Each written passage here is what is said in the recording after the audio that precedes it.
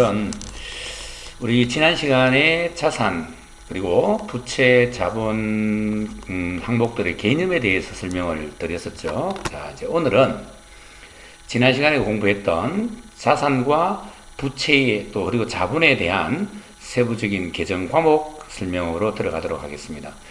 자, 우리 회계 기초 부분에 있어서 이 개정 과목을 암기하고 개정 과목을 이해하는 것이 굉장히 중요한 부분이거든요.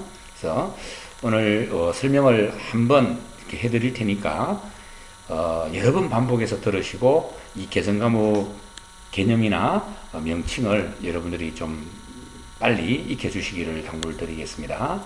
자, 지난 시간에 우리가 했던 그 자산이라는 항목이 있었죠. 이 자산이라고 하는 것은 기업이 보유하고 있는 재화나 또 채권이라고 제가 말씀을 드렸죠. 그래서 기업이 보유하고 있는 총 재산액을 의미합니다.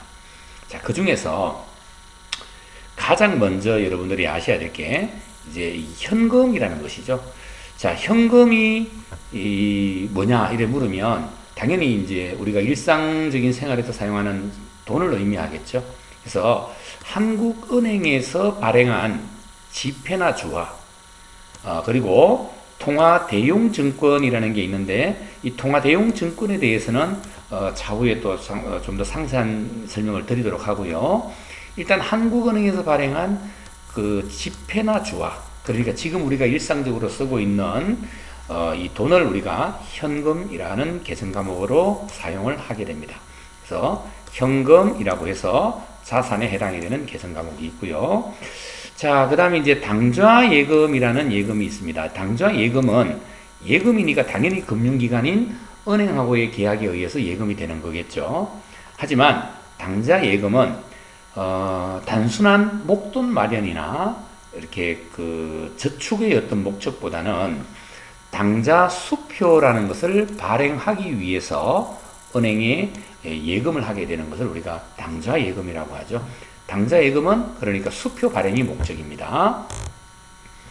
자, 그 다음에 보통예금이라는 자산이 있습니다. 보통예금은 특정 목적은 없지만 은행에 입출금이 자유롭게 예금을 하게 되는 것을 우리가 보통예금이다 이렇게 얘기를 합니다. 그래서 현금으로 가지고 있어도 자산, 은행에 이렇게 예금을 시켜도 자산, 기업이 보유하고 있는 재화와 채권에 해당이 된다. 자, 이때 현금, 당좌예금, 보통예금 요거 세 가지 있죠. 이 세 가지의 개정 과목을 재무상태표라는 보고서에 기록할 때는 이 세 가지를 모두 합산해서 현금 및 현금성 자산 이렇게 우리가 통합된 개정 과목을 사용을 하게 되어 있습니다. 그래서 이 붉은색으로 사용해서 제가 표시해 드린 것은 통합 개정 과목이다 이렇게 여러분들이 생각을 하시면 되겠습니다. 자, 그 다음 단기 대여금이 있습니다. 자, 이때 단기란 기간이 1년 이내라는 뜻이죠. 결산일을 기준으로 1년 이내. 자, 대여라는 말은 빌려주다는 뜻이에요. 그래서 현금을 타인이나 다른 기업에 빌려주는 겁니다. 자, 그럼 빌려줬으니까 약속된 날짜가 되면 다시 받아야 되겠죠. 이 받을 수 있는 권리, 채권에 해당이 되기 때문에 이 단기 대여금도 자산이죠. 다음 단기 매매증권. 단기 매매증권은 역시 보유기간은 단기입니다. 주식이나 사채 이외에도 뭐 공채 등의 유가증권을 단기 보유 목적으로 구입했을 때 이걸 우리가 단기 매매증권 이렇게 표현을 하고요. 보유 목적에 따라서는 단기 매매증권이 아니라 매도 가능 증권이라는 자산으로 분류되기도 합니다.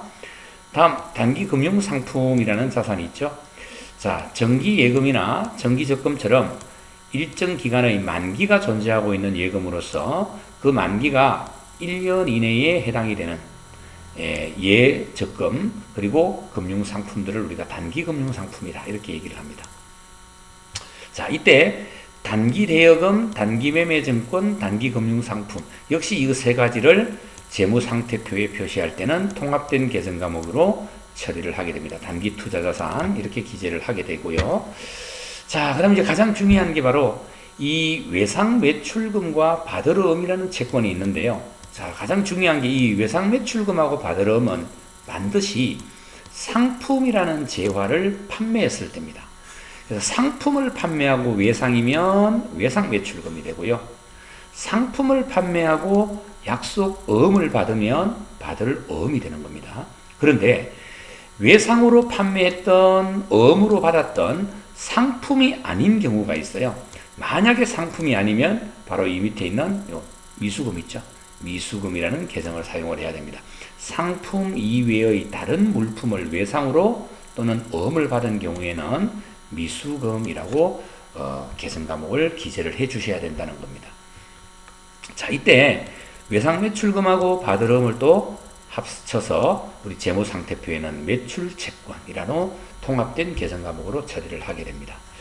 자, 미수금은 상품 아닐 때고 상품일 때는 외상 매출금 받을 어음이 됩니다.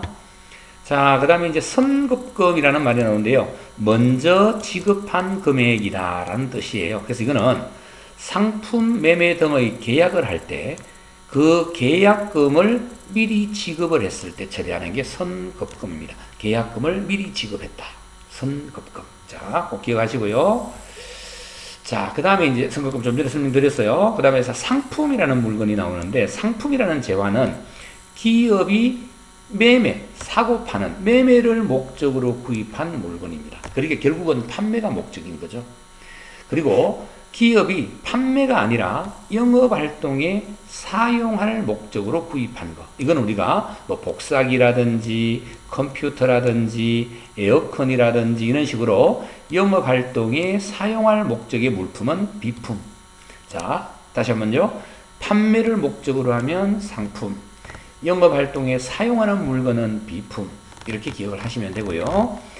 다음, 영업활동에 사용할 목적의 육상 운송도구, 즉 트럭이라든지 오토바이라든지 이런 운송도구를 말합니다. 이걸 차량 운반구라고 합니다.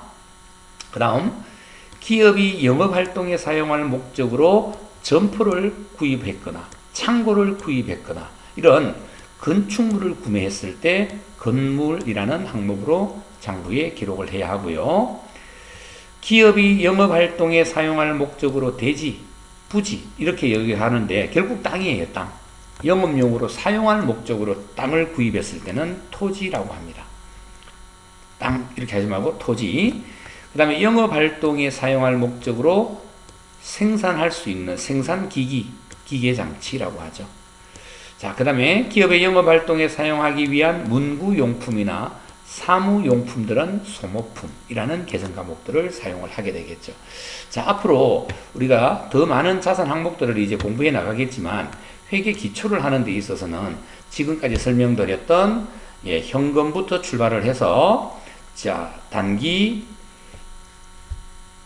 대여금, 그 다음에 뭐 단기 투자자산, 그 다음에 상품, 비품 해서 여기에 해당되는 자산 계정 과목들을 꼭 이렇게 여러분들이 암기를 해 주셔야 됩니다.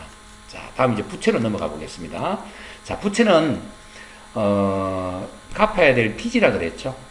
우리가 앞으로 갚아야 될 돈입니다. 그러니까 좀 전에 설명드렸던 그 자산 계정 과목들에 반하는 개념이다. 이렇게 보시면 됩니다. 자, 상품이라는 물건을 외상으로 구입하거나 매입하거나 또 상품을 매입했는데 어음을 발행하여 지급했을 때는 외상 매입금과 지급어음이라는 부채 항목으로 기재를 하고요. 자, 똑같은 외상이거나 어음을 지급을 했는데 만약에 상품이 아닌 경우에는 여기 밑에 보면 미지급금이라는 게 있죠.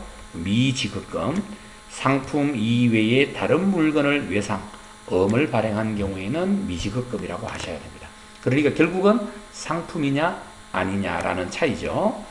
자, 이때 외상 매입금과 지급어음이라는 부채를 재무상태표라는 통합계정에 통합된 항목으로 기재할 때는 매입채무라고 처리를 해 주셔야 됩니다. 자, 그러니까 여기 위에서 우리가 매출채권, 또 단기 투자자산, 현금 및 현금성 자산 했던 이 붉은색으로 표시해 드렸던 이 계정 과목들은 바로 통합계정이다. 이렇게 여러분들이 일을 하시면 돼요. 합쳐서 기록하는 겁니다. 어디에 기록할 때만 재무상태표에 기재할 경우입니다. 자, 그 다음에 이제 나오는 게 단기 차입금입니다. 아까 단기 대여금의 반대죠. 차입이라는 말은 빌려오는 거예요. 타인이나 거래은행으로부터 현금을 빌려오는 겁니다. 그래서 나중에 갚아야 되는 돈이죠. 자, 그 다음 선수금이 나왔죠. 선수금은 상품 매매 등의 계약 시 계약금을 미리 받은 경우죠. 자, 미리 지급을 했을 때는 우리가 선급금이라고 하지만 미리 받았을 때는 반대로 선수금이라는 부채 계정을 쓰게 되겠죠. 자, 이렇게 지난 시간에 이어서 자산과 부채의 개념과 또 자산 부채에 대한 세부적인 계정 과목에 대해서 우리가 이렇게 한번 살펴보았습니다. 반드시 여러 번 반복해서 오늘 설명드린 이 계정 과목의 명칭들과 내용들을 꼭 익혀주시고요. 또 다음 시간에는 이제 수익 또 비용 아니죠. 수익 비용 전에 재무상태표라는 또 보고서가 있어요. 그 보고서에 대해서 이제 다음 시간에는 설명을 좀 드리도록 할게요. 자, 오늘도 수고 많으셨습니다.